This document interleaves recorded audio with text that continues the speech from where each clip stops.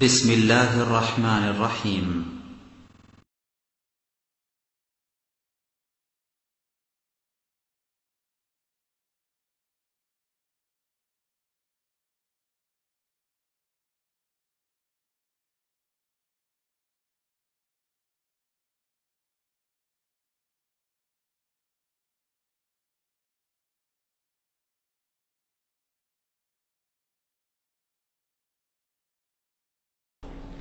جزيل المنن والإنعام، والصلاة والسلام على نبيه المصطفى وعلى آله وأصحابه أهل الوفاء وعلى أزواجه وأصحابه الطيبين الطاهرين. أشهد أن لا إله إلا الله وحده لا شريك له، وأشهد أن محمدا عبده ورسوله. اللهم صل وسلم على نبينا محمد وعلى آله وأصحابه أجمعين. عباد الله، اتقوا الله، اتقوا يوما ترجعون فيه إلى الله،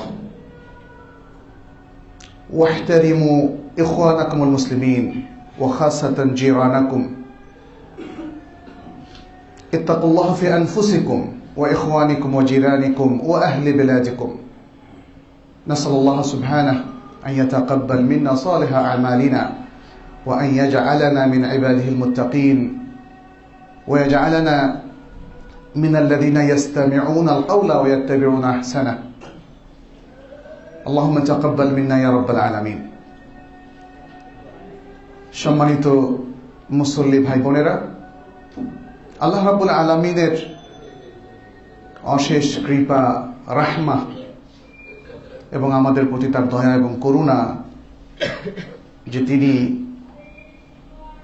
তার দ্বীনের অনুসারী হিসাবে আমাদেরকে কবুল করেছেন। তার কাছে আমরা দোয়া করি তিনি যেন শেষ নিঃশ্বাস পর্যন্ত এই দ্বীনের পথে থাকার তৌফিক আমাদেরকে আতা করেন, আমাদেরকে প্রদান করেন। আমিন।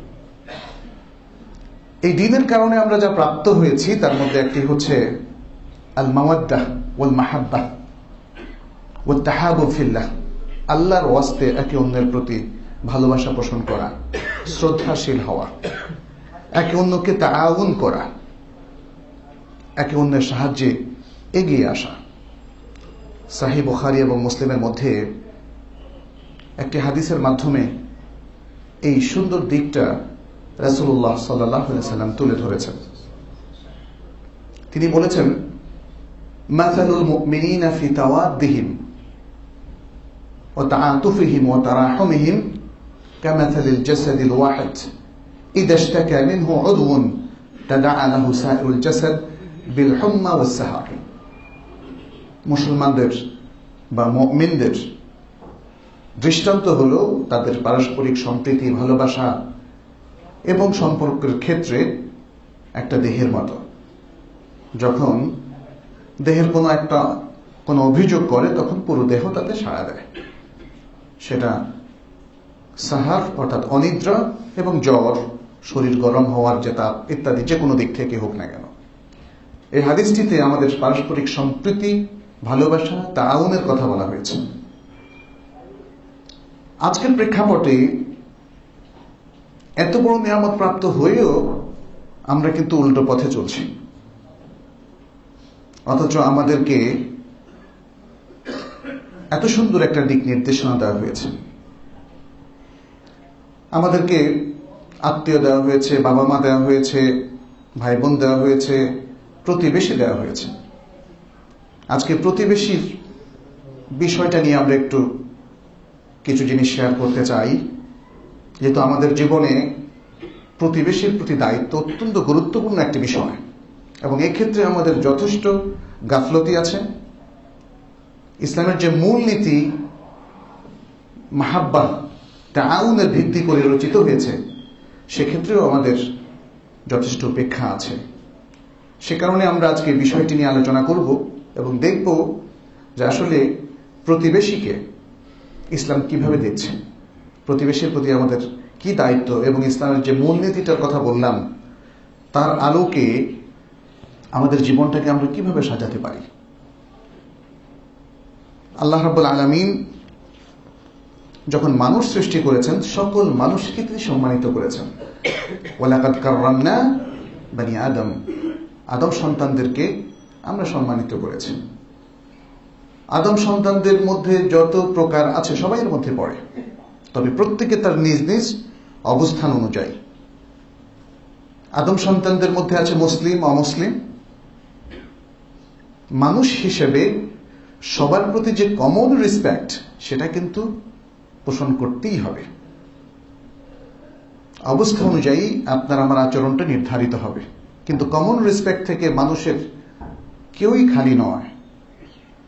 অমুসলিমরা তো ইসলাম গ্রহণ করবে মুসলিমদের আখলাক দেখে, তাদের সুন্দর আচরণ দেখে, তাদের আদর্শবাদিতা দেখে, তাদের মানবিক গুণাবলী দেখে।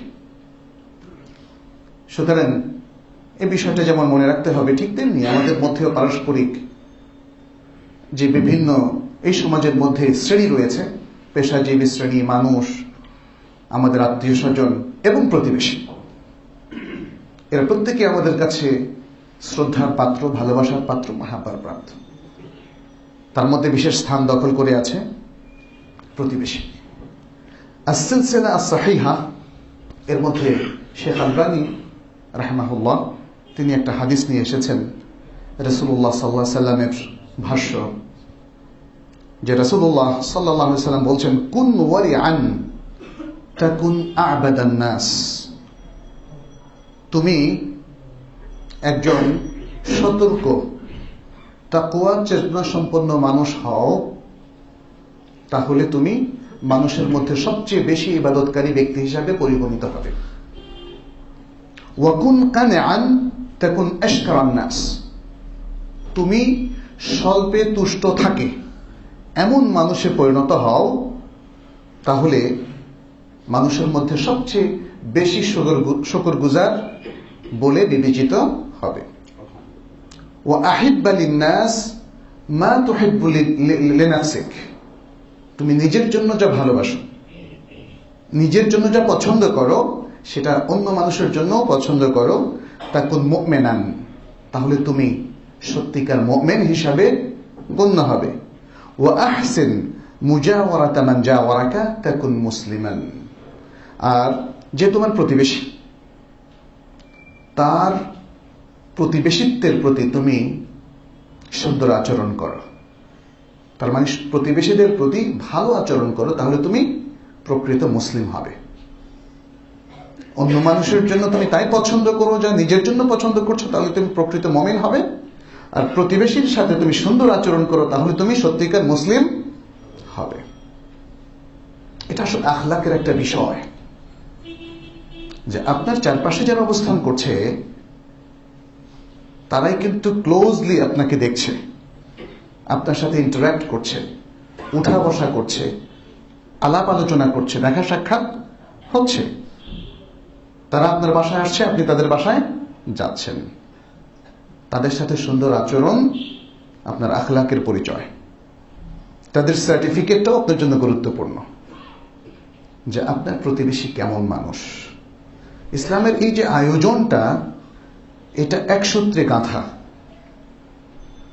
যে দিক নির্দেশনা আমাদেরকে দেওয়া হয়েছে, সেটা যদি আমরা পালন করে যাই, তাহলে মাল্টিপল ফলাফল আমরা লাভ করব। সুন্দর আচরণ করাটা হচ্ছে, বলা হচ্ছে, আমাদের ঈমানের অংশ, আমাদের ইসলামের প্র্যাকটিস। আর তাহলে অন্যান্য বেনিফিটগুলো, দুনিয়া আখিরাতের বেনিফিটগুলো আমরা পেতে থাকব। সম্মানিত উপস্থিতি, ইহসান ইলাল জার বা প্রতিবেশীর প্রতি সুন্দর আচরণ, এটা হচ্ছে আপনার ইসলাম কতটা সত্যতাপূর্ণ, আপনি কতটা আন্তরিকভাবে মুমিন এবং মুসলিম, তার একটা আলামত, তার একটা চিহ্ন। রাসূলুল্লাহ সাল্লাল্লাহু আলাইহি ওয়াসাল্লাম বলেছেন, বুখারী মুসলিমের একটা হাদিসে এটি এসেছে, কি বলেছেন? মান কানা ইউমিনু বিল্লাহি ওয়াল ইয়াউমিল আখির ফালিয়ুকরিম দাইফাহু ওয়া মান কানা ইউমিনু বিল্লাহি ওয়াল ইয়াউমিল আখির ফালিয়াকুল খায়রান আও লিয়াসকুত। কোন কোন রায়াতে এসেছে আবিল ইয়াসমুত। যে ব্যক্তি আল্লাহ এবং আখিরাত দিবসের প্রতি বিশ্বাস স্থাপন করে, সে যেন তার অতিথিকে সম্মান করে। সবচেয়ে বেশি অতিথি আমাদের প্রতিবেশীরাই, কিন্তু আপনার বাসায় আসা যাওয়া করে সবচেয়ে বেশি আশেপাশের লোকজনই। অতএব দাইফ অতিথি বলতে দূরের অতিথি, এটা যেমন ইনক্লুডেড, ঠিক তেমনি কাছের অতিথিরাও এর মধ্যে অন্তর্ভুক্ত।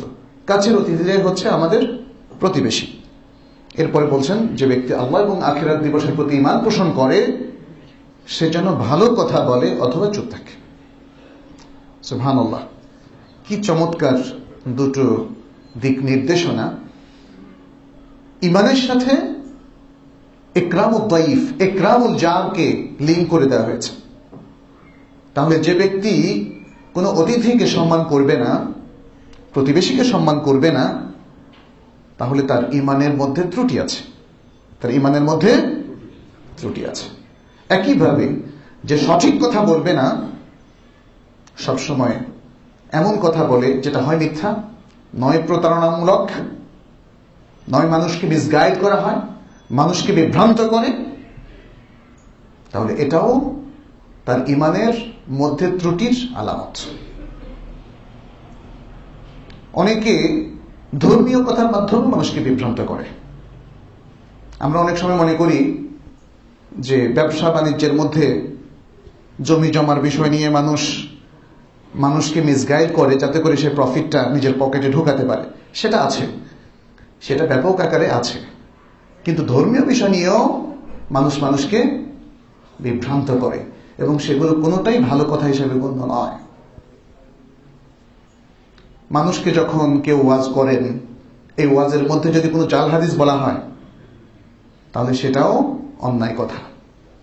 বানোয়াট কোনো কথা আল্লাহ এবং তার রাসূলুল্লাহ সাল্লাল্লাহু আলাইহি সাল্লামের নামে বলা যাবে না। ধর্মের মধ্যে যেটা শুদ্ধ নয়, দ্বীনের মধ্যে যেটা অশুদ্ধ, সেটাও ভালো কথা হিসাবে গণ্য নয়। অতএব সেটাও পরিহার করতে হবে, বরং চুপ থাকা ভালো। এটা একটা মূলনীতি। আপনি যা বলবেন সঠিক বলবেন, নাহলে চুপ থাকবেন। আপনি যা করবেন সঠিক করবেন, নাহলে চুপ থাকবেন। মুমিন অর্থহীন কোনো কথা এবং কাজে লিপ্ত হবে না। এটা তার ঈমানের দাবি, ঈমানের অংশ। আর যদি সে অর্থহীন কর্মকাণ্ডে লিপ্ত হয়, তাহলে তার ঈমানের মধ্যে যে পরিমাণ অর্থহীন কাজে এবং কথায় সে লিপ্ত হয়েছে, সেই পরিমাণ ত্রুটি সৃষ্টি হয়। ঠিক একইভাবে আপনার প্রতিবেশীর প্রতি আপনি আপনার শারঈ এবং মানবিক যে দায়িত্বগুলো ছিল, যে পরিমাণ আপনি আদায় করবেন, সেই পরিমাণ আপনার ঈমান বাড়তে থাকবে এবং প্রবৃদ্ধিপ্রাপ্ত হবে, পরিপূর্ণতার দিকে যাবে। আর যে পরিমাণ ত্রুটি সৃষ্টি হবে তাদের অধিকার পালনে অনীহা কিংবা তাদেরকে কষ্ট দেওয়ার মাধ্যমে আপনি তাদের ক্ষতি করবেন, সেই পরিমাণ ঈমানের ত্রুটি সৃষ্টি হবে। ইবনে আব্বাস রাদিয়াল্লাহু তাআলা আনহু থেকে খুব চমৎকার একটা কথা এসেছে। তিনি বলেছেন, সালাসাতু আখলাকিন কানাত ফিল জাহিলিয়াহ মুস্তাহসানা ওয়াল মুসলিমুনা আওলা বিহা। জাহিলি যুগে তিনটা সুন্দর গুণ মানুষের মধ্যে পরিপালিত হতো। মানে মানুষ জাহিলি যুগের সেই কঠিন বিভীষিকাময় এবং অত্যন্ত খারাপ পরিবেশের মধ্যে অবস্থান করা সত্ত্বেও তিনটা ভালো গুণ ধরে রেখেছে। তবে সেই তিনটা ভালো গুণ পালন করার বেশি হকদার মুমিনরা, মুসলিমরা। যেহেতু মুসলিমদের কাছে সারা দুনিয়ায় প্রত্যাশা করে যে তারা ভালো হবে, তাদের আখলাক সুন্দর হবে, সুন্দর আচরণ তারা করবে। অতএব যে কোনো জাতির মধ্যে যেই ভালো ভালো এবং শ্রেষ্ঠ গুণগুলোই থাকুক, আল মুমিনুনা আওলা বিহা, আল মুমিনুনা আওলা বিহা, মুমিনরা সবার আগে সেটা করার কথা। তিনি বলছেন সে তিনটা কি? একটা হচ্ছে লাউ নাযালা বিহিম দাইফুন লাজতাহাদু ফি বাররিহি। যদি তাদের কাছে কোনো অতিথি আগমন করেন, তখন তারা তার দেখাশোনা করা, তার শুশ্রূষা করা, তাকে তাআউন করা, সহায়তা করার ব্যাপারে তারা যথেষ্ট চেষ্টা সাধনা করবে। এটা তারা করত। আরবদের হাতিমদের ঘটনা তো আমরা জানি, এবং আরবদের আতিথ্য সারা দুনিয়া জানে, ইতিহাস প্রসিদ্ধ। অতএব মুসলিমদের মধ্যেও কিন্তু এটা আমাদের ঈমানের অংশ, তাই না? বুখারী মুসলিমের হাদিস, যে ইকরামুদ দাইফ এটা ঈমানের পার্ট। এটা জাহিলি যুগের লোকদের মধ্যে ছিল, আর মুসলমানদের ঈমানের অংশ হয়ে গিয়েছে। দ্বিতীয় তিনি বলেছেন, লাউ কানাত লিওয়াহিদিন মিনহুম ইমরাআতুন কাবুরাত ইনদাহু লা ইউতিকুহা ওয়া ইউমসিকুহা মাখাফাতা আন তাদিয়া। যদি তাদের কারো কাছে কোন স্ত্রী থাকতো, তার অনেক বয়স হয়ে গিয়েছিল, কিন্তু এখন সে আর স্ত্রীকে খোরপোশ দিতে পারছে না, তারপরেও সে স্ত্রীকে কষ্টের সাথে খোরপোশ দিয়ে ধরে রাখে, তা না হলে এই স্ত্রীর দেখাশোনার কে করবে? অসহায় মহিলায় সে পরিণত হবে। এটা জাহিলি যুগেও ছিল, আর এটা আমাদের কাছেও কাম্য। কারো স্ত্রী যদি বৃদ্ধ হয়ে যায়, তার খোরপোশ দিতে পারছে না বলে কি তালাক দিয়ে দিবে নাকি? যে স্ত্রীর এত কন্ট্রিবিউশন তার সংসারে, তিনিও তার প্রতি ইহসান করবেন। তৃতীয় হচ্ছে, ইদা লাহাকা বিজারিহিম দাইনুন আও আসাবাহু শিদ্দাতুন আও জাহদুন ইজতাহাদু হাত্তা ইয়াকদু দাইনাহু ওয়া আখরাজুহু মিন তিলকা শিদ্দাহ। যদি তাদের প্রতিবেশীদের কারো কোনো ঋণ থাকে অথবা কঠিন কোনো অসুবিধা বা পরিস্থিতি তৈরি হয়, তখন তারা চেষ্টা সাধনা করে তাকে সেই কঠিন পরিস্থিতি থেকে উদ্ধার করার ব্যবস্থা নিত। তাহলে এই যে তিনটা জাহিলি যুগে ছিল, আর মুসলমানদের জন্য এটা বেশি সমীচীন। আমাদেরও তাই করা উচিত। আজকে কি আমরা তাই করছি কিনা? তাহলে কি আমরা কি জাহিলিয়াতের লোকদের চাইতেও খারাপ হয়ে যাব? এই প্রশ্নটা কিন্তু আজকে নিজেদের করতে হবে। কিভাবে আমরা আমাদের প্রতিবেশীদের সাথে সুন্দর আচরণ করতে পারি, তার কিছু টিপস কোরআন এবং হাদিসের আলোকে। এক নম্বর হচ্ছে তাকে ইকরাম করা, যেটা আমরা ওই হাদিস থেকে জানলাম, এবং হাস্য বদনে তার সাথে ইন্টারঅ্যাক্ট করা, আচরণ করা। প্রতিবেশীকে দেখলে যেন খারাপ না লাগে, প্রতিবেশীকে দেখলে যেন ভালো লাগে, তাকে অভ্যর্থনা জানানো হেসে। আর এই হাসাটা আসতে হবে ভেতর থেকে। আসলেও তো তাই। আপনার প্রতিবেশী যদি ভালো হয় এবং আপনিও ভালো হন, তাহলে কিন্তু একটা মাহাব্বা তৈরি হয়ে যায়। তখন ভেতর থেকে সুন্দরভাবে স্বাগত জানানোর বিষয়টা অটোমেটিক চলে আসে। কিন্তু যদি দুজনেই খারাপ হন অথবা যে কোনো একজন খারাপ হন, তাহলে কিন্তু সেটা আসবে না। এখন দুজনেই খারাপ হওয়ার তো প্রশ্ন আসে না। যদি দুজন মুমিন হন, তাহলে কেন খারাপ হবে? আর একজন যদি খারাপ হন এবং সেজন যদি হন আপনি নিজে, তাহলে আপনার জন্য আজকের এই ওসিয়ত। আর যদি আপনি হন ভালো, আরেকজন হয় খারাপ, তাহলে আপনাদের জন্য কিছু টিপস এখানে আছে, সেটা আমরা একটু পরে বলব। রাসূলুল্লাহ সাল্লাল্লাহু আলাইহি ওয়াসাল্লাম থেকে একটা হাদিস শেখ আলবানী তার আস-সিলসিলা সাহিহার মধ্যে বর্ণনা করেছেন, যে তিনি বলেছেন, খায়রুল আসহাবি ইনদাল্লাহি তাআলা খায়রুহুম লিসাহিবিহি। আল্লাহর কাছে সবচেয়ে উত্তম ব্যক্তি সেই ব্যক্তি যে মানুষের মধ্যে সবচেয়ে ভালো। অর্থাৎ মানুষ একে অন্যের প্রতি যে যত বেশি ভালো, আল্লাহর কাছে সে তত বেশি ভালো। আমাদের এই জামায়াতের মধ্যে এই যে একদল লোক এখানে আমরা বসে আছি সালাতুল জুমাকে উপলক্ষ করে, তাদের মধ্যে পরস্পরের প্রতি আচরণে যে সবচেয়ে বেশি ভালো, সে আল্লাহর কাছে সবচেয়ে বেশি ভালো। ওয়া খায়রুল জিরানি ইনদাল্লাহি তাআলা খায়রুহুম লিজারিহি। আর প্রতিবেশীদের মধ্যে সবচেয়ে ভালো প্রতিবেশী আল্লাহর কাছে তিনি, যিনি তার প্রতিবেশীর কাছে সবচেয়ে ভালো। যদি প্রতিবেশিত্বকে আমরা একটা ক্ষেত্র ধরি, তাহলে প্রত্যেক এই জনপদের প্রতিবেশীদের মধ্যে অন্যের কাছে যিনি সবচেয়ে ভালো, তিনিও আল্লাহর কাছে সবচেয়ে ভালো। তাহলে এই সার্টিফিকেটটা, প্রতিবেশীর সার্টিফিকেটটা, স্ত্রীর সার্টিফিকেট স্বামীর জন্য, স্বামীর সার্টিফিকেট স্ত্রীর জন্য খুব গুরুত্বপূর্ণ। এখানে লিখিত সার্টিফিকেটের কোনো প্রয়োজন নেই। এখানে সার্টিফিকেটটা হবে আচরণ ভিত্তিক, আখলাক ভিত্তিক, এবং সেই সার্টিফিকেটটা সবসময় একরকম থাকবে না। আপনার আচরণ অনুযায়ী সেটা পরিবর্তন হবে। এবং লাস্টলি আপনার যে আচরণ সেটা যদি ভালো থাকে, কারণ সব ভালো তার, শেষ ভালো যার। এটাকে আরবিতে বলা হয় হুসনুল খাতিমা। হুসনুল খাতিমা, এটার অস্তিত্ব আছে ইসলামে।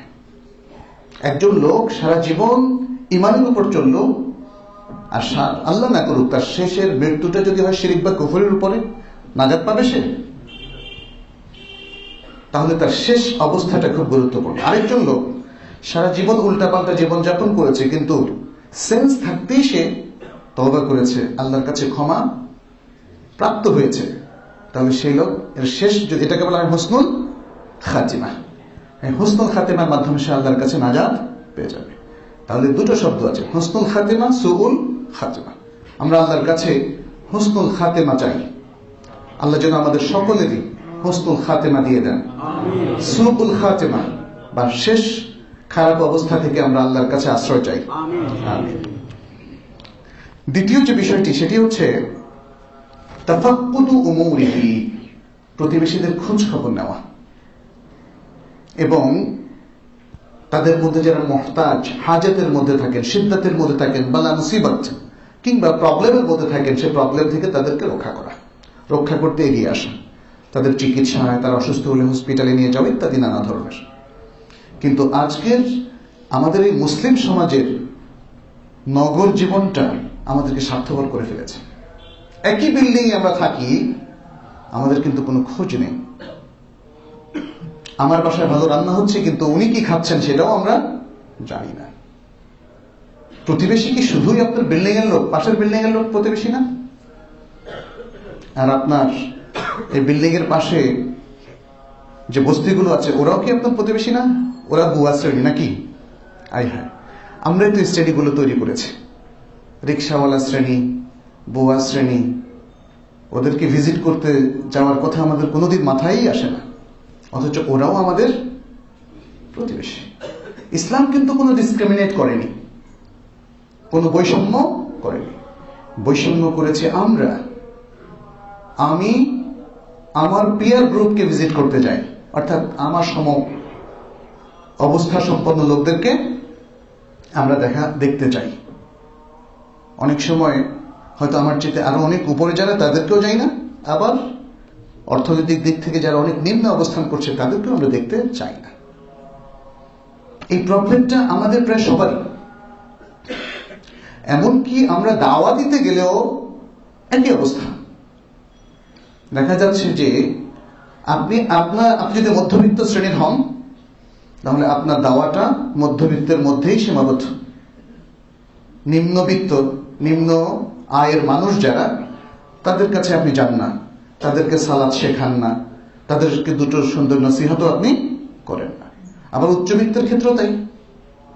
প্রত্যেকে একটা শ্রেণী আমরা বিভাজন করে নিয়েছি সমাজের মধ্যে, যে ওই শ্রেণীর মধ্যে আমার যাতায়াত নেই, একটা সুনির্দিষ্ট শ্রেণীর মধ্যে। প্রতিবেশীকেও আমরা এই ধরনের শ্রেণীতে বিভক্ত করেছি, যেটা উচিত নয়। যদি উচ্চবিত্তের কেউ তাদের জায়গায় অ্যাক্সেস আমাদেরকে না দেয়, কিন্তু যারা নিম্ন আয়ের মানুষ সেখানেও তো অ্যাক্সেস নিষিদ্ধ নয়, সেখানে আমরা যেতে পারি। অতএব যত বেশি প্রতিবেশীদের খোঁজ খবর নিতে পারি, সেটি হচ্ছে শরিয়ার দিক নির্দেশনা। এবং ইমাম বুখারী তার আল আদাবুল মুফরাদের মধ্যে একটা হাদিস নিয়ে এসেছেন রাসূলুল্লাহ সাল্লাল্লাহু আলাইহি ওয়াসাল্লাম থেকে। শেখ আলবানী হাদিসটিকে শুদ্ধ বলেছেন, আস-সিলসিলাহ সাহিহার মধ্যে নিয়ে এসেছেন যে রাসূলুল্লাহ সাল্লাল্লাহু আলাইহি ওয়াসাল্লাম বলছেন, লাইসাল মুমিনু আল্লাযী ইয়াশবা ওয়া জারুহু জায়উন ইলা জানবিহি। ওই ব্যক্তি প্রকৃত মুমিন নয় যে নিজে পরিতৃপ্তির সাথে ভুরি ভোজন করে, অথচ তার প্রতিবেশী তার পাশে অভুক্ত। আল্লাহু আকবার। ইমানের মধ্যে এখানেও ত্রুটি সৃষ্টি হয়ে যাচ্ছে। কেন? আপনি পরিতৃপ্তির সাথে খাচ্ছেন, অথচ আপনার খবর নেই যে প্রতিবেশী খাচ্ছে কি খাচ্ছে না। তাহলে প্রতিবেশী আমাদের জন্য একটা সিরিয়াস কনসার্ন, গুরুত্বপূর্ণ বিষয়। তাদের দেখাশোনা করার সাথে আমাদের ইমানের সম্পর্ক। সুবহানাল্লাহ। ইসলাম আখলাককে কিভাবে ইমানের সাথে লিঙ্ক করে দিয়েছে। আর এই মুসলিমদের মধ্যে এখন আখলাক খুঁজে পাওয়াটা খুব দুর্লভ হয়ে পড়েছে। এতই স্বার্থপর আমরা, যেখানে ভাই ভাই বিভেদ, পরিবারের সদস্যদের মধ্যে বিভেদ, স্বামী স্ত্রীর মধ্যে বিভেদ, সমাজের একে অন্যের সাথে বিভেদ, এবং নিজ স্বার্থ ছাড়া আমরা আর কিছু বুঝি না। যত দুর্নীতি সবই কিন্তু স্বার্থের কারণে। এই সমাজে যত দুর্নীতি, যত ঘুষ, যত মানুষের অধিকারের, মানুষের হকের উপর হস্তক্ষেপ, সেটা শুধুমাত্র স্বার্থপর হওয়ার কারণে। কিন্তু ইসলাম বলেছে যে না, প্রত্যেকটা কাজের সাথে ইমানের একটা রিলেশন আছে। অতএব সাবধান সম্মানিত ভাইরা, আসুন আমরা নিজেদের ইমানকে পরিপূর্ণ করার সাধনায় নিয়োজিত হই এবং একের পর এক যে নির্দেশনাগুলো ইসলাম আমাদেরকে দিয়েছে সেগুলো পালন করি। তৃতীয় যে টিপ, সেটা হলো হাদিয়া দেওয়া। হাদিয়া দেওয়া, একটা হাদিয়া বা গিফট ছোট হলেও কিন্তু মানুষকে প্রফুল্ল করে, আনন্দে উদ্বেলিত করে। সেই জিনিসটা আমরা করতে পারি। তাহাদাউ তাহাব্বু, তোমরা পরস্পরকে হাদিয়া দাও, তাহলে তোমাদের মধ্যে ভালোবাসা বাড়বে। বুখারী মুসলিমের আরেকটা হাদিসের মধ্যে নবী সাল্লাল্লাহু আলাইহি সাল্লাম দেখেন ছোট্ট হাদিয়া দিতেও উদ্বুদ্ধ করেছেন। আর নারীদেরকে তিনি সম্বোধন করছেন, ইয়া নিসা আল মুসলিমাত লা তাহকিরান্না জারাতান লিজারাতিহা ওয়ালাউ ফিরসানা শাতিন। হে মুমিনদের স্ত্রীরা বা মুমিন নারীরা, মুসলিম নারীরা, তোমরা তোমাদের প্রতিবেশিনীকে ছোট মনে করো না, হীন করো না। এমনকি যদি সেটা ছাগলের বা বকরির হাড্ডিও হয়, যার মধ্যে অল্প গোশ আছে। অর্থাৎ আপনি হয়তো ভাববেন যে আমার তো কিছুই দেওয়ার নাই, কি দেবেন? তাহলে যদি হাড় থাকে, যে হাড় আপনি রান্না করেছেন, তার মধ্যে গোশ আছে সামান্য, আপনিও এভাবেই খান, তাহলে এই অল্প জিনিসটাও আপনি হাদিয়া দেন, সে খুশি হবে। মানুষের সাথে শেয়ারিং এর একটা চমৎকার নিদর্শন এটা। আল্লাহু আকবার। আমরা শেয়ার করতে জানি না। বিদেশে অবস্থানকালে আমরা যখন মদিনা ছিলাম, তখন দেখতাম যে আমাদের কিছু সুদানি বন্ধুরা, তাদেরকে আমরা খুব বেশি মানুষের দিকে দরদি পেয়েছি। অল্প কিছু খাচ্ছে, এর মধ্যে ৩-৪ জন এসে গিয়েছে। তারা বাধ্য করে যে আমার সাথে শেয়ার করেন, অথচ সে হয়তো ক্ষুধার্ত, তার নিজেরই ভালো করে হবে না। সুবহানাল্লাহ। এই আখলাকটাই কিন্তু আমাদের নবী সাল্লাল্লাহু আলাইহি ওয়াসাল্লাম আমাদেরকে শিখিয়েছেন। প্যাক করে খেতে হবে কেন আমাকে? দুনিয়ার এত জন্মুষ কেন আমার এত প্রয়োজন? কি লাভ আমার? কিছুদিন তো আমাকে ছেড়ে যেতে হবে কিছুকাল পরেই। কিন্তু আমি যদি স্বার্থপর হই, তাহলে সংঘাত সেখানে হবেই, ভালোবাসা সেখান থেকে উধাও হয়ে যাবে, শ্রদ্ধা সেখান থেকে চলে যাবে। আর যদি ত্যাগ করি, তাহলে সেই জায়গায় যে মাহাব্বাটা তৈরি হবে, মাহাব্বার জোয়ার সৃষ্টি হবে, তাতে সবাই একটা হ্যাপি লাইফ উপহার পাবে, তাই না? এজন্যই দেখবেন ভালো আখলাকের লোকদের মধ্যে জাতির জন্য কাজ করতে, মানুষের জন্য কাজ করতে, আত্মীয়ের জন্য কাজ করতে, প্রতিবেশীর জন্য কাজ করতে প্রবল আনন্দ লাগে। কিন্তু সেই বোধ, সেই সেন্স, সেই অন্তর তৈরি করতে হয়। এটার জন্য প্রশিক্ষণ লাগে, এটার জন্য রোল মডেল লাগে। আজকে যেদিকেই তাকাই শুধু স্বার্থের সংঘাত। সবাই পেতে চান, কেউ দিতে চান না। সবাই নিতে চান, ত্যাগ করতে কেউ চান না। এই কারণেই প্রবলেমটা হয়ে গেছে। আল্লাহ আমাদেরকে যে সুন্দর অন্তরটা দিয়েছেন, আকলটা দিয়েছেন, এর মধ্য দিয়ে ভালো মানুষ হয়ে যাওয়ার কথা ছিল আমাদের প্রবলেম হয়ে গেছে যে মডেলটা সৃষ্টি হয়েছে আমাদের সামনে, সেখানে শুধুই স্বার্থপরতা। ভাই ভাইয়ের জন্য ত্যাগ করেন না, স্বামী স্ত্রীর জন্য কিছু ছাড় দেন না, স্ত্রী স্বামীকে কোনো ছাড় দেন না, প্রতিবেশীর জন্য আমাদের কোনো ছাড় নেই। আর এই ঢাকা শহরে যেখানে জায়গার মূল্য অনেক, তাই না, 1 ইঞ্চি জায়গাও তো কেউ ছাড়তে চান না, বরং পারলে প্রতিবেশীর জায়গা থেকে কিছু সুবিধা নিতে চান। আছে না এটা ব্যাপকভাবে? সুবহানাল্লাহ। এগুলো টিপস নয়, যে প্রতিবেশীকে সুযোগ পেলে ঠকাবেন আর ভাববেন যে আপনি জিতে গেছেন। এতে সমাজে কোনোদিন শান্তি প্রতিষ্ঠা হবে না এবং প্রতিবেশিত্বের অধিকারও আদায় হবে না। বরং ওই জায়গায় শরিয়া কি বলছে, আমাদেরকে হাদিয়া দিতে বলেছে। আপনি যদি তারটা গ্রহণ করেন তাহলে হাদিয়া দেওয়ার অর্থ এখানে অর্থহীন। তার উপর কোনো ভায়োলেট করবেন না, তার জায়গা থেকে 1 ইঞ্চিও আপনি অন্যায়ভাবে দখল করবেন না, আপনার ব্যালকনিটা তার উপরে চাপিয়ে দেবেন না, উল্টো আপনি হাদিয়া দেবেন। হাদিয়া দেওয়াটা হচ্ছে নিজের স্বার্থ ত্যাগ করে কাউকে কিছু দেওয়া। তাহলে এই আখলাকটা যার মধ্যে, সে তো প্রতিবেশীর হকের মধ্যে কোনো ত্রুটি করার কথা নয়। এই বিষয়টা আমাদের মনে রাখতে হবে।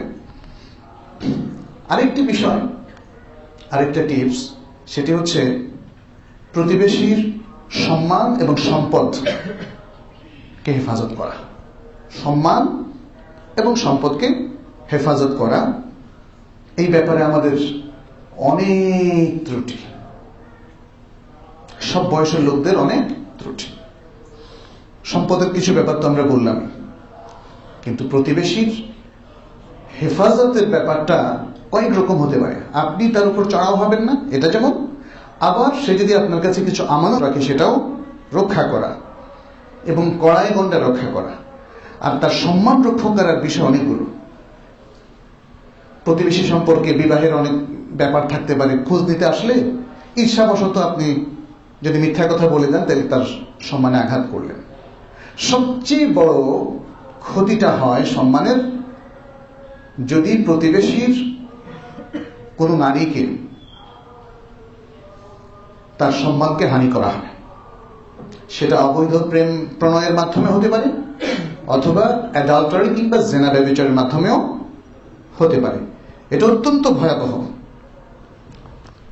এটা যে কত ভয়াবহ সেটাকে বোঝানোর জন্য একটা হাদিস ইমাম বুখারী আদাবুল মুফরাদের মধ্যে নিয়ে এসেছেন এবং শেখ আলবানী আস-সিলসিলা সাহিহার মধ্যে হাদিসটা উল্লেখ করেছেন। তার মানে হাদিসটা শুদ্ধ।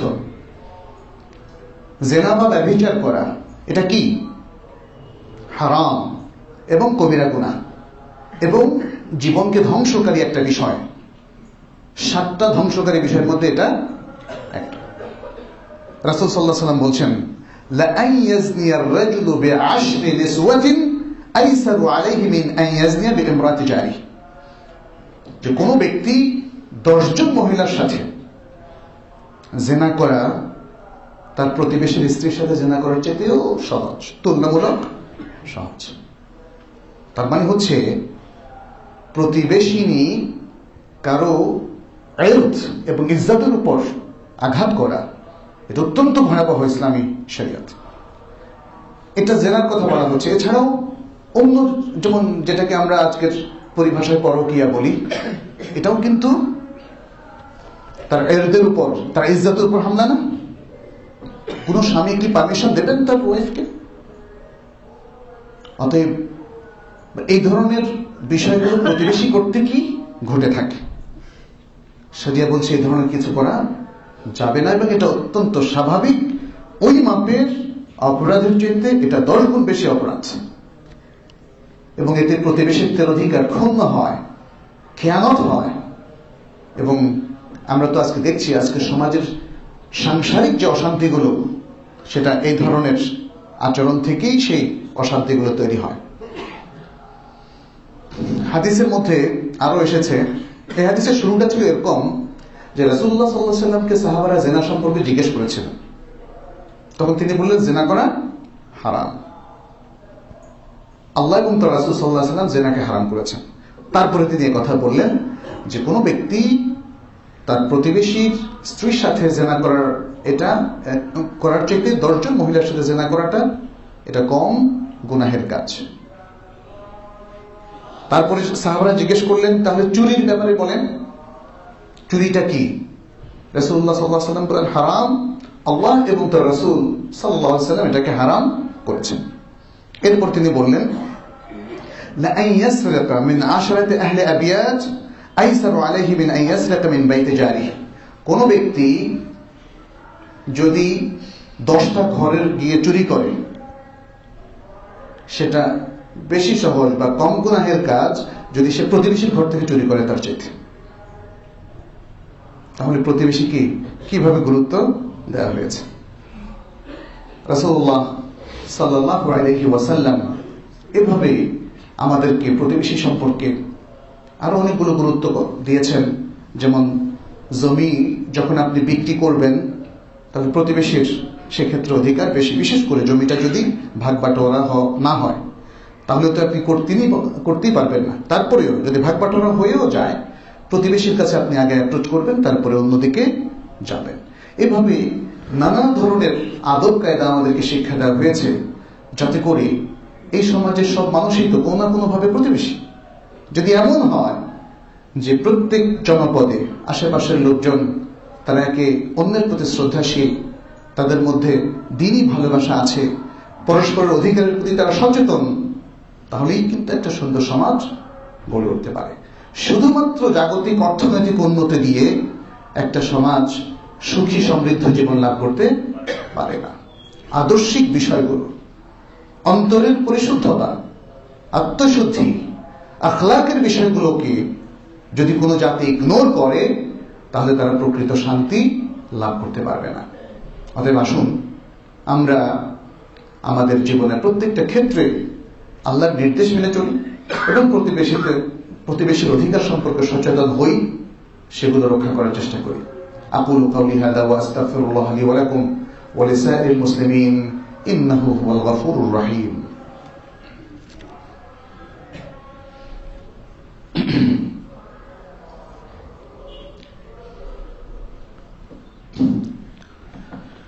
الحمد لله رب العالمين والعاقبة للمتقين وأصلي وأسلم على نبينا محمد وعلى آله وأصحابه أجمعين. أما بعد، يقول نبينا محمد صلى الله عليه وسلم: والله لا يؤمن، والله لا يؤمن، والله لا يؤمن. قيل: ومن يا رسول الله؟ قال: الذي يأمن جاره بوائقه.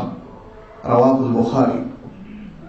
নবী সাল্লাল্লাহু আলাইহি ওয়াসাল্লাম বলেছেন, আল্লাহর কসম ঈমানদার হবে না, আল্লাহর কসম ঈমানদার হবে না, আল্লাহর কসম ঈমানদার হবে না। তাকে জিজ্ঞেস করা হলো, হে আল্লাহর রাসূল, কে ঈমানদার হবে না, কার ঈমান থাকবে না? তিনি বললেন, যার প্রতিবেশী তার মন্দ আচরণ থেকে নিরাপদ থাকে না। সহিহ বুখারীর হাদিস। যার প্রতিবেশী তার মন্দ আচরণ থেকে নিরাপদ থাকে না। হাফেজ ইবনে হাজার ফাথুল বারী গ্রন্থে যেখানে যে বলা হয়েছে লা ইয়ামানু জারুহু বাওয়াইকা, বাওয়াইক শব্দের অর্থে বলেছেন যে এর অর্থ হলো শাররাহু, অর্থাৎ তার মন্দ ব্যাপার স্যাপার, মন্দ আচরণ অথবা তার অমঙ্গল, তার ক্ষতি ইত্যাদি সবকিছু থেকে যে নিরাপদ থাকে না, সেই জিনিসটা এখানে বোঝানো হয়েছে।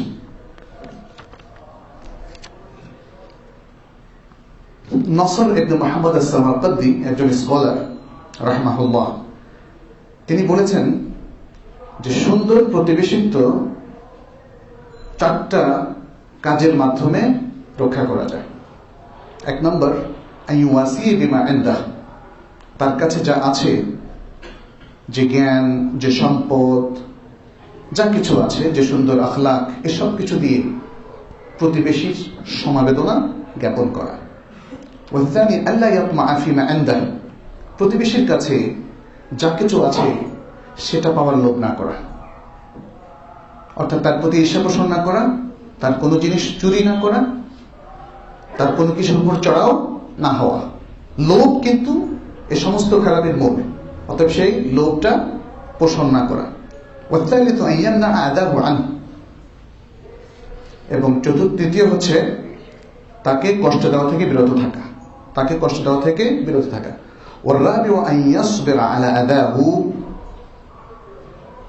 তিনি যদি কষ্ট দেন, প্রতিবেশী যদি কষ্ট দেন, তাহলে সেখানে সবর করা। আমরা এই পয়েন্টটাই বলেছিলাম, যদি আপনি হন ভালো আর প্রতিবেশী হয় খারাপ, তাহলে কি করবেন? সবর। আপনি প্রতিশোধ গ্রহণ করবেন সেদিকে না গিয়ে আখলাকের দাবি হচ্ছে, ইসলামী আখলাকের দাবি হচ্ছে আপনি সবর করবেন, বরং আরেকটু পড়ে যাবেন। সেটা কি? সে যে খারাপ আচরণ করেছে তার বদলে আপনি ভালো আচরণ করবেন। তখন তার মধ্যে একটা বোধোদয় হতেই পারে। হয়তো সেটা দেরিতে হতে পারে, আমরা অস্থির হয়ে গেলে চলবে না। হয়তো অনেকে ভাববেন যে আমি ভালো আচরণ করব, তারপরে সে কবে আবার সেটা বুঝবে আর কবে আবার আমার প্রতি ভালো আচরণ করবে। অস্থির হওয়ার কোনো কারণ নেই। মুমিন তার মূল লক্ষ্য হচ্ছে আখিরাত। আখিরাতের অর্জনই তার মূল উপার্জন। আখিরাত হচ্ছে তার হোমল্যান্ড, তার পার্মানেন্ট রেসিডেন্স আখিরাত। অতএব সেই আখিরাতের জন্যই সে নিজেকে প্রস্তুত করবে। দুনিয়ার এই ক্ষণস্থায়ী সম্পদ অর্জন, এটা তার কাছে মূল লক্ষ্য হওয়া উচিত না। সবর বান্দা তখনই করতে পারে যখন আখিরাতের প্রতি তার ইয়াকিন থাকে এবং তার জন্য সে প্রস্তুতি গ্রহণ করে। অতএব এই জন্যই সূরা বাকারার শুরুতে দেখেন মুত্তাকিনদের অনেকগুলো সিফাত বর্ণনা করার পরে শেষে বলা হয়েছে ওয়াবিল আখিরাতি হুম ইউকিনুন। এটাকে আলাদা করে বলা হয়েছে। আখিরাতের প্রতি দৃঢ় বিশ্বাস, এটা মুত্তাকিনদের অন্যতম বৈশিষ্ট্য। আজকে আমাদের প্রতিবেশিত্ব আমরা রক্ষা করতে পারবো যদি তাকওয়ার চেতনা আমাদের মধ্যে কাজ করে। আমাদের প্রত্যেকটা কর্মক্ষেত্রে, ইবাদতে, মুআমালাতে এবং পেশাগত দায়িত্ব পালন, প্রশাসনিক দায়িত্ব পালন, প্রত্যেকটা ক্ষেত্রে যদি তাকওয়ার চেতনা আমরা বহন করতে পারি, তাহলেই সব অনিষ্ট, সব অমঙ্গল, সব খারাপ জিনিস থেকে নিজেদেরকে রক্ষা করতে পারবো, খারাপ আচরণ থেকে নিজেদেরকে রক্ষা করতে পারবো। ইবাদাল্লাহ, মনে রাখবেন ঈমান ইসলাম পরিপূর্ণ হবে যদি আখলাক পরিপূর্ণ হয়। রাসূল সাল্লাল্লাহু আলাইহি ওয়াসাল্লাম তো বলেছেন যে আকমালুল মুমিনিনা ঈমানান আহসানুহুম অথবা আহাসিনুহুম আখলাকা। যাদের আখলাক যত সুন্দর তাদের ঈমান তত বেশি পরিপূর্ণ। এজন্য মনে রাখবেন মুমিনরা আখলাক ছাড়া অপরিপূর্ণ। এবং আমরা যে শান্তির স্বপ্ন দেখছি, আমরা যে সুন্দর একটা সমাজের স্বপ্ন দেখছি, আখলাক ছাড়া সেটা আসবে না। আর এই আখলাকটা আমাদের চারপাশে যারা অবস্থান করছেন, আত্মীয় স্বজন থেকে আরম্ভ করে পাড়া প্রতিবেশী, তাদের মধ্যে আমাদেরকে ইমপ্লিমেন্ট করতে হবে। এবং তার অন্যতম আরেকটা দিক হচ্ছে তাদেরকে কষ্ট দেওয়া থেকে বিরত থাকা। অতএব আসুন আমরা নিজেদেরকে পরিশুদ্ধ করি, আমরা ঈমানকে পরিপূর্ণ করি এবং আখলাককে ধারণ করি। আখলাকের মাধ্যমে ঈমানকে পরিপূর্ণ করি, আখলাকের মাধ্যমে আমাদের ইসলামী চেতনাকে আমরা সবার মধ্যে ছড়িয়ে দিই। কারণ আপনার ঈমান যতই আছে বলে আপনি দাবি করেন না কেন, আপনার যদি আখলাক না থাকে তাহলে বিশ্ববাসীর সামনে আপনার কোনো মর্যাদা হবে না। আমাদের সামনে আরেকটা বিষয় আছে আজকের প্রসঙ্গের বাইরে, যেহেতু সামনে আছে এই জন্য আমি একটা রিমাইন্ডার দিতে চাই। সেটি হচ্ছে যে সকল উপলক্ষ আমাদের সামনে এখন উপস্থিত হয় এবং বিশেষ করে আমাদের সন্তানেরা অথবা তরুণ তরুণী ভাই বোনেরা যেগুলোতে না বুঝে সম্পৃক্ত হচ্ছে, তাদেরকে সাবধান করা, সতর্ক করা এটা আমার দায়িত্ব। এখন আর যদি আমরা সে দায়িত্ব পালন না করি তাহলে তারা কিন্তু প্রবলভাবে ক্ষতিগ্রস্ত হবে। তাদের কাছে আছে Android mobile phone, notebook, iPad ইত্যাদি সবকিছু। এই ধরনের উপলক্ষের মধ্যে এখন আছে আমাদের সামনে 14ই ফেব্রুয়ারি, তাই না? এটাকে একটা স্পেশাল দিবস হিসেবে ঘোষণা করা হয়েছে। 14ই ফেব্রুয়ারি ভ্যালেন্টাইন্স ডে, ভালোবাসা দিবস ইত্যাদি ইত্যাদি। এর মধ্য দিয়ে অপসংস্কৃতি, বরং অশ্লীলতা, বেহায়াপনা ইত্যাদি বিস্তার করে দেওয়া হচ্ছে। পরকীয়া চর্চা, অবৈধ প্রণয়, প্রেম, ফ্রি মিক্সিং ইত্যাদি ইত্যাদি, এসব কিছুর সম্প্রসারণ এই দিবসকে কেন্দ্র করে হচ্ছে। এর ইতিহাস অথবা এর উপর বিস্তারিত আলোচনা হয়তো নেক্সট শুক্রবারে যিনি আসবেন তিনি করবেন ইনশাআল্লাহ। আর আপনারাও এই ব্যাপারে অনেক কিছু পাবেন islamqa.com, ইসলাম হাউসের মধ্যেও ভ্যালেন্টাইন্স ডে এর ইতিহাসটা আসলে মূলত কি সেটা নিয়ে আলোচিত হয়েছে। আমাদেরকে সতর্ক হতেই হবে, তা না হলে মানে এপ্রিল ফুল, ফুল মানে ফুল নয়। একসময় ছোট সময় মনে করতাম ফুল মানে ফ্লাওয়ার। স্কুলে দেখতাম যে সবাই ধোকা দিত আর বলতো এটা হলো এপ্রিল ফুলের মজা। কিন্তু উম্মাকে যে ফুলিশ বোকা বানানো হয়েছিল সে ইতিহাসটা আমরা জানতাম না। এভাবেই কমিউনিটিকে বিভ্রান্ত করা হচ্ছে। সে এপ্রিল ফুলের আনন্দ উল্লাস মুসলিম তরুণ তরুণীরাই করছে, শিশুরা করছে। কি পরিহাস! ভ্যালেন্টাইন্স ডে এটাও আমাদের জন্য একটা বড় ধরনের পরিহাস। ইসলাম যে ভালোবাসা মাহাব্বার কথা শিখিয়েছে, আজকে তো আমরা প্রতিবেশীর প্রতি মাহাব্বার কথা বললাম, কিন্তু এই মাহাব্বার নামে অশ্লীলতা, পরকীয়া, এটা তো চলতে পারে না। এই সমস্ত ডেগুলো আমাদের আখলাকের উপর, ইমানের উপর প্রবল আঘাত হানছে। এই জিনিসটা আমাদেরকে বুঝতে হবে, আমাদের সন্তানদেরকে সে শিক্ষা দিতে হবে। আজকে এই অপসংস্কৃতিকে তুলে ধরার মাধ্যম অনেক, আকাশ সংস্কৃতি, ইন্টারনেট, পত্র পত্রিকা, নাটক, সিনেমা, অথচ তার বিপরীতে মানুষকে সচেতন করার উপকরণ আমাদের সামনে সামান্য। অন্তত পক্ষে আপনি নিজে, নিজের স্ত্রী, পরিবার পরিজনকে অন্তত এই শিক্ষাটা দিন। এভাবেও কিছু কাজ হতে পারে। অতএব আজকে সে আহ্বান আপনাদেরকে করছি, আল্লাহ আমাদের সকলকে সকল পাপ থেকে হেফাজত করুন, আমাদের ঈমান এবং আমাদের ইসলামকে তিনি হেফাজত করুন, আমাদেরকে সত্যিকার মুমিন, সত্যিকার চর্চাকারী, অনুশীলনকারী মুসলিম হিসাবে তিনি কবুল করুন। শেষ নিঃশ্বাস পর্যন্ত যেন আমরা ঈমান, কোরআন, সহিহ সুন্নাহর উপর থাকতে পারি, সে তৌফিক তিনি আমাদেরকে দান করুন। আমাদের সবার হাজাত তিনি পূরণ করুন, আমাদের অস্থিরতা, টেনশন তিনি দূর করুন, আমাদের জাতির উপর তিনি বরকত, রহমত নাযিল করুন, পুরো জাতিকে তিনি হেদায়েত দান করুন। মুসলমানদের যারা পলিসি মেকার তাদেরকেও সঠিক হেদায়েত দান করুন, কোরআন সুন্নাহর দিকে দিশা প্রদান করুন। আমাদের ঋণকে তিনি পরিশোধ করে দিন, আমাদের মধ্যে যারা অসুস্থ তাদেরকে সুস্থ করে দিন।